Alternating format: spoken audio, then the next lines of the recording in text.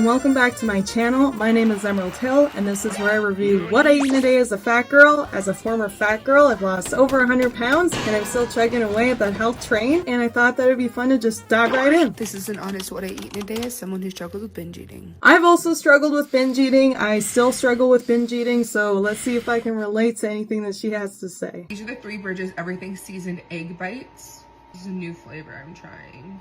Everything seasoning is literally for everything, so These ones are good. yeah, I bet. Yeah, totally. I'm struggling today. I just had 4 waffles. I put a couple chocolate chips on them, and then I used sugar-free syrup on top. I'm kind of down. I feel really bad. I can hear her voice is kind of fluctuating. It's interesting too because waffles used to be my binge food. I used to make waffles every morning before my dad got up to go to work. So it's interesting that she made waffles, and that was something that I used to binge eat on too. I'm in spirits today, and I tend to reach for sweet foods, but my husband left for a work trip today, and I miss him. Simple as that. Aw, that's too bad. Aw, her husband left for a work trip and she's feeling lonely.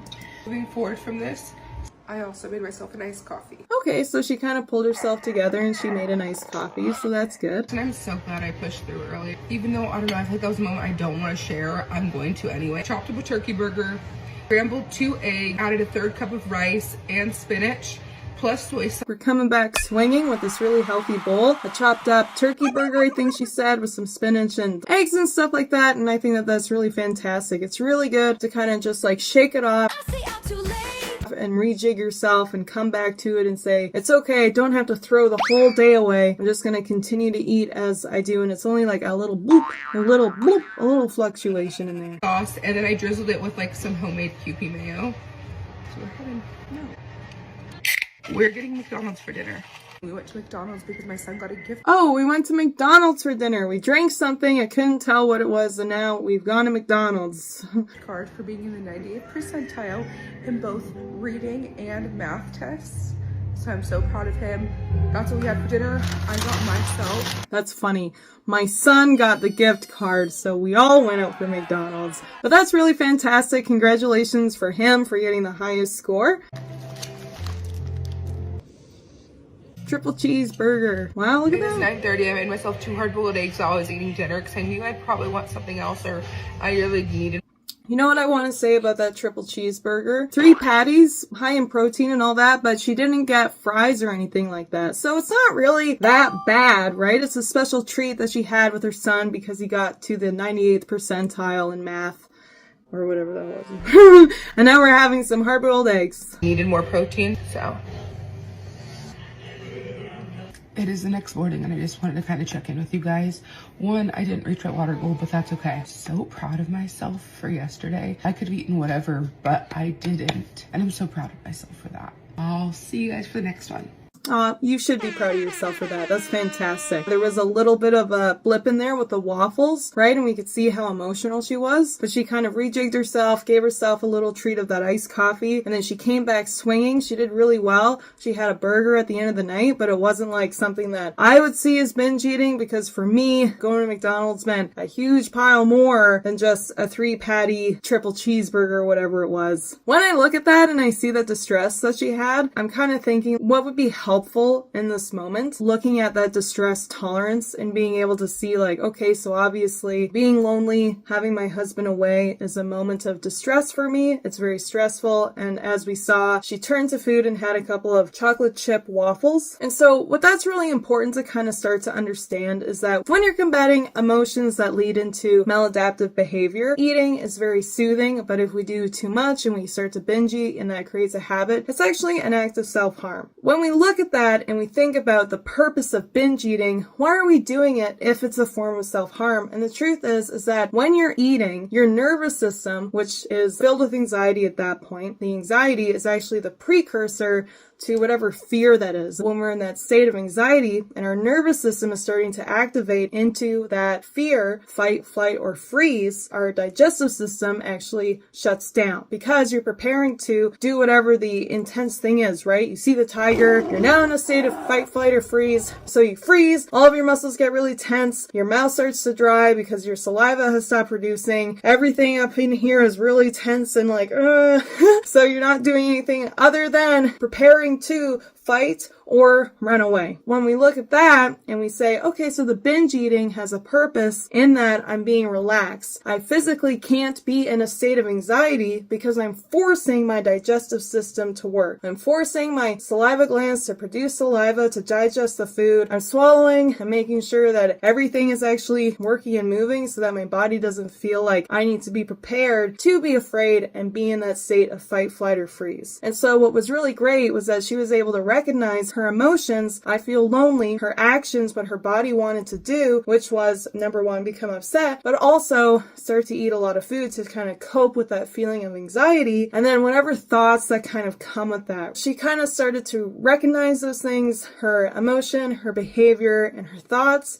and she was able to switch those things around. So whatever she started thinking to help her get through it, it's going to be okay. He's not going to be gone for that long. And then she was able to switch her actions, direct herself away from eating food and doing something else to kind of help and cope down that anxiety. She drank iced coffee, which is really great because actually drinking water or drinking anything also helps restart that digestive process. The water production, the saliva in your body, and keeps everything going. So drinking water is really great. And that's why in traumatic moments, when you're in a car accident and somebody offers you water or tea, there's a real purpose for that because it's actually getting your nervous system out of that feeling of fear.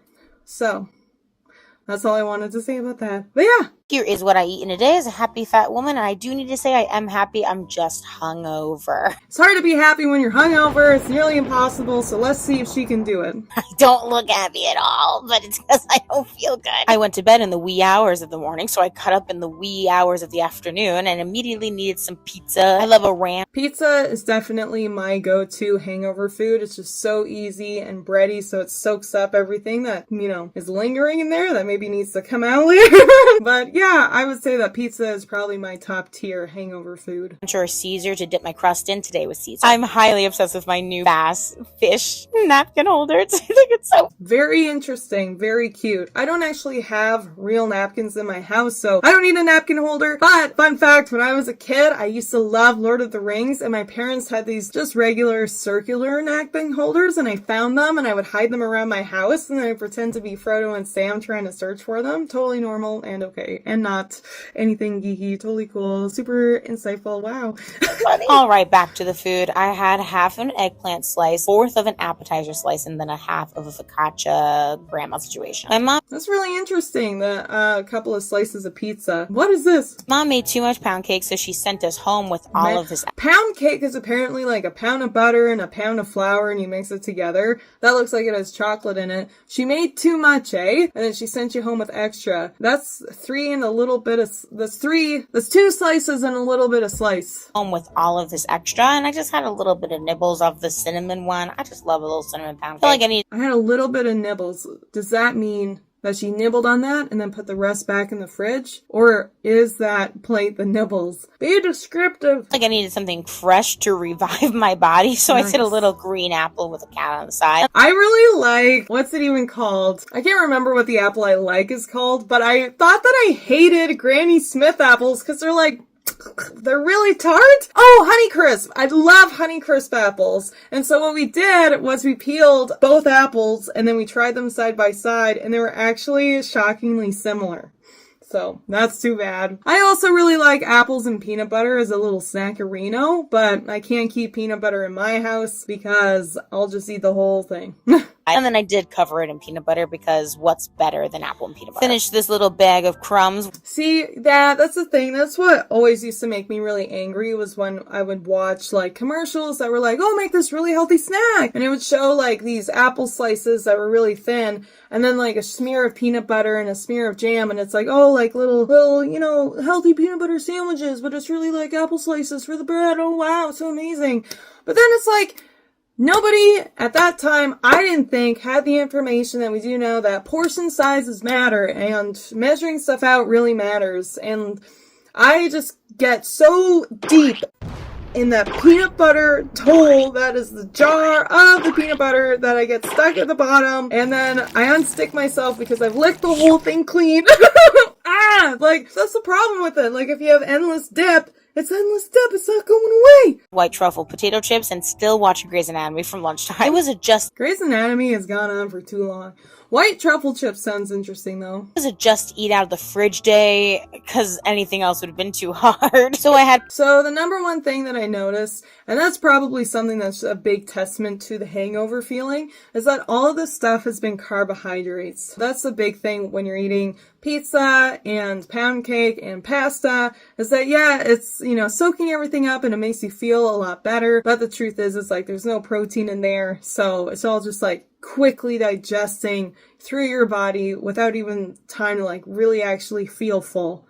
But that's just my opinion. Pasta deux with some leftover tilapia. I had some lemon spinach pasta and then like a handful of cacio e pepe gnocchi from Trader Joe's. It was like a midnight dinner because we woke up so late. Had some chocolate chips. Went to bed and still was hungover the next. Chocolate chips. Interesting little snackerino. I used to do that. Not that I'm saying that she's doing that, but like if there was nothing in my house, snackable chocolate, I would go into our baking closet and like find any kind of chocolate chip that I could to be like, because that's 31. No. All these habits that we have, eh? Everything I eat in a day as a fat girl who eats whatever feels right for me. For breakfast, I'm having some blueberries, wheat thins, and cheese.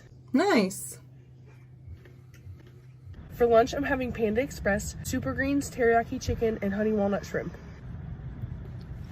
Ooh, honey walnut shrimp sounds really, really good. I like the pairing of the surf and turf, having shrimp and then also having chicken. It sounds like it's super high in protein.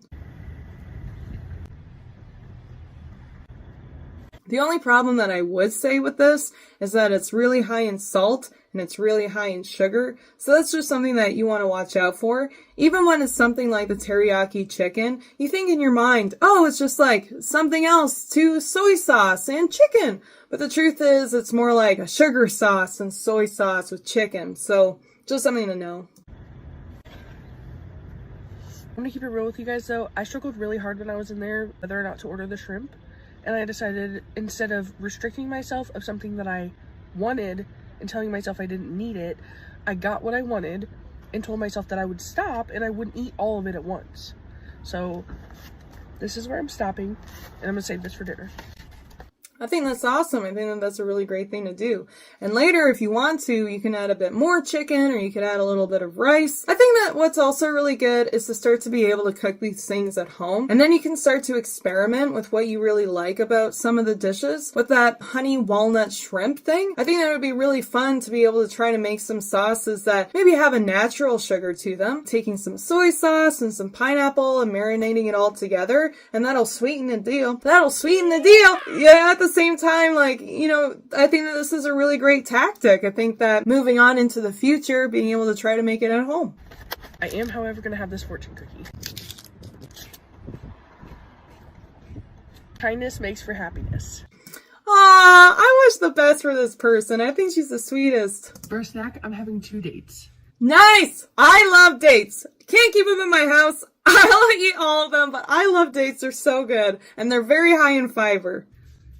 Oh, you got the kind with the seed in it. You gotta get the kind that are seedless, because it's just like, or maybe the seed is a good thing, and you should continue getting the one with the seed to slow it down a little bit. I'm learning from the Kit Kat atrocity how to eat a Kit Kat. That maybe, nibbling away at something could work for some people that are not me. This one is not coming apart nicely. There you go. For dinner, I'm having my leftover Panda Express. For dessert, I'm having sugar-free chocolate pudding. Nice! I had dinner kind of early and I'm still hungry, so I'm gonna have a mango, 2 mini cucumbers, and an egg. That is such a great after dinner snack. You've got protein there, you've got a sweet thing there, and you got some veggies on the side, and it looks like it all has some kind of seasoning on it. Way to go, you! I think that that's a really great thing to have. With this Cholula mango habanero. Ooh, wow! Wow! And you've refilled your... Wow, one sec. There we go. Alright, thank you for reminding me. Keeping me accountable. Nice! I like it! Way to go! What did you think about today's What I Eat in a Day as a Fat Girl? Thanks so much for tuning in. I hope I see you again. Bye for now.